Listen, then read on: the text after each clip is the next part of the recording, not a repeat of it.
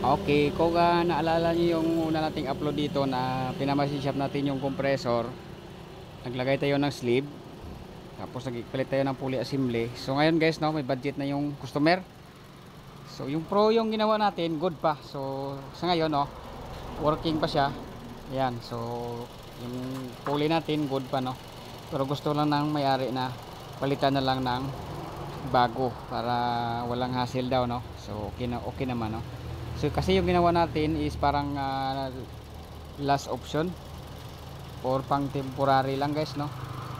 Kasi di natin ma-expect kung ilan yung tatagal ng ating ginawa na sleeve. Okay, so ngayon magpalit tayo ng compressor niya na bago. And then yung silica palitan natin. So ito yung mas maganda magpalit guys, no, kasi hindi siya black oil, malinis yung loob ng system. So yung flashing natin parang ano lang, konti-konti lang, no. Yan, video safe sa bagong compressor to kasi yung sira niya sa old ay sa labas lang, so walang problema yung internal.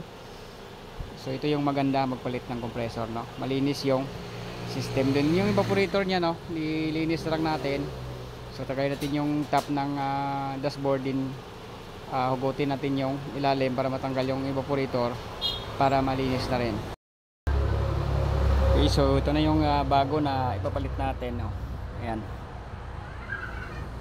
same sila na BIOS na generation, second generation na Batman. Okay, so ito yung ginawa natin na nag-sleeve tayo. So good pa sa guys, no.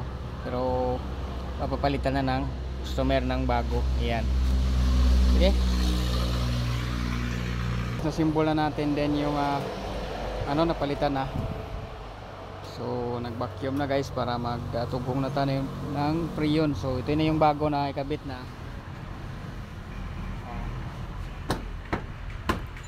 Yan, so evaporator. So konti lang naman yung dumi. So tinanggal ko ito and yan, ibalik ko na rin yung dashboard. So ito na lang yung kulang at saka yung compartment. Then maglagay pa tayo ng cabin filter kasi yung filter niya medyo luma na. Ayan.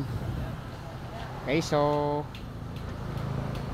ano na lang guys, bali magtugong na lang tayo ng freon. So tapos na po itong unit ni sir na. Okay.